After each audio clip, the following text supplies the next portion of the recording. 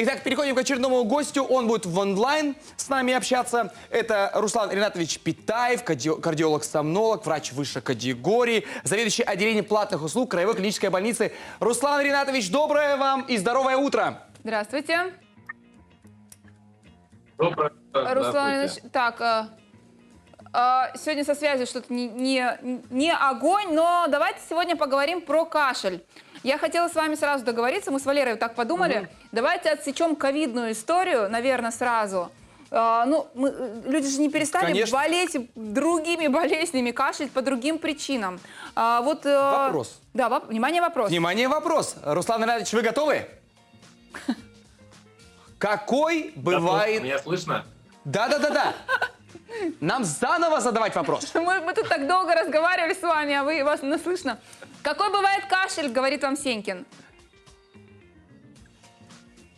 На самом деле у нас есть классификация наиболее распространенным и всем известным критерием является влажный кашель или сухой кашель.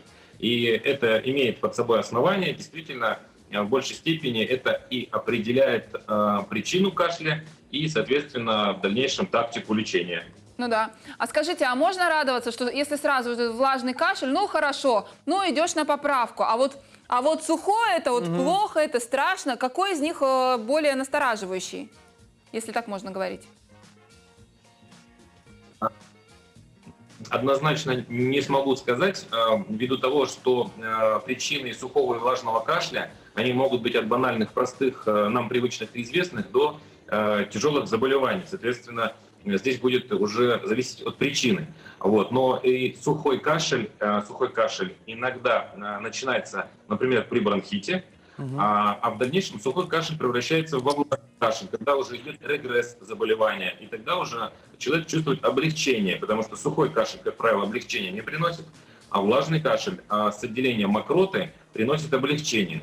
И важным критерием является то, что если мокрота светлая, без запаха, то это хороший признак того, что очищаются легкие, бронхи, трахея. А если мокрота имеет какой-то желтоватый оттенок, запах, то это признак того, что присоединилась какая-то бактериальная инфекция, и это требует лечения.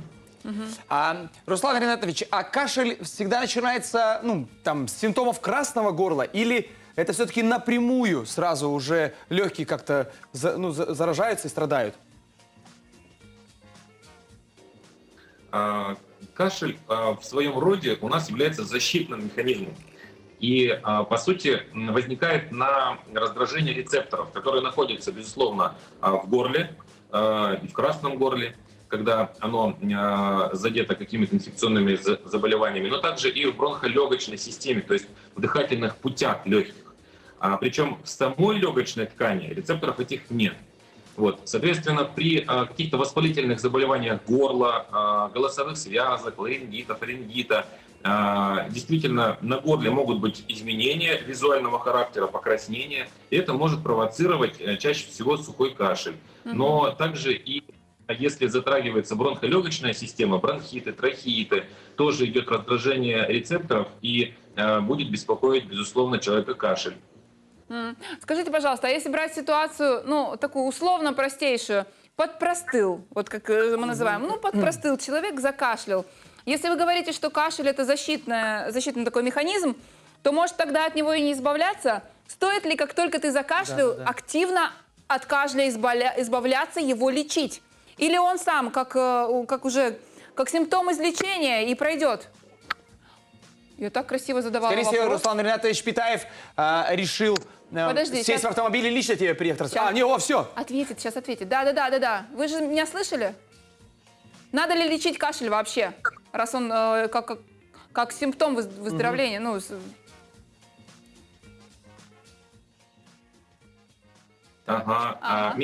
Меня слышно сейчас, да? Да. Так. Слышно меня? Да, прекрасно. Кашель, несомненно, лечить надо. Отлично. Кашель, несомненно, лечить нужно, но если кашель не приносит, скажем так, значимого дискомфорта, то, по сути, чаще всего и не требуется никакого лечения. Но если кашель сухой и при этом долго беспокоит человека, вызывает, возможно, рвотные рефлексы, здесь уже необходимо применять противокашлевые препараты. Если кашель влажный и сопровождается отделением мокроты, причем трудным отделением, то в этой ситуации применяются препараты, которые помогают выводить мокроту, помогают очищать легкие. Руслан Иванович, спасибо большое. Знаете что, если вы смотрели наш эфир до вот вашего интервью, мы тут собираем Валерию на кинотеатр. Мы собираем, да, такой эксперимент. Вы скинетесь, скажите, пожалуйста.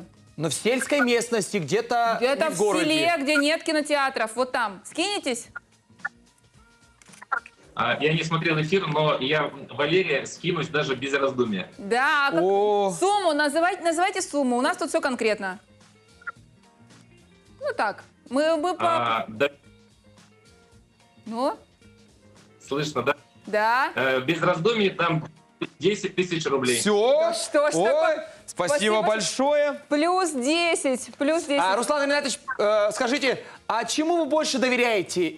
Интернету или телевидению? Телевидению. Если позволите, скажу, что доверяю только той информации, которую нахожу сам. Все, что вижу, я стараюсь пропускать через определенные фильтры, поэтому однозначно не смогу ответить. Спасибо. Спасибо большое. Хороший ответ. Да, у нас на прямой связи был врач высшей категории, кардиолог-сомнолог, заведующий отделением платных услуг клинической краевой больницы Руслан Ринатович Питаев. Спасибо большое. Хорошего продолжения дня. До свидания. Будьте здоровы. Будьте здоровы. Вот так собираем с мира по нитке. Ты представляешь, какая была бы на тебя ответственность, если бы это были реальные деньги? Вот реальные. Но это совсем другой разговор, да. Это совершенно другой разговор, а вот в новостях еще третий разговор. Там вот серьезные вещи обсуждаются, Валер. Хорошо.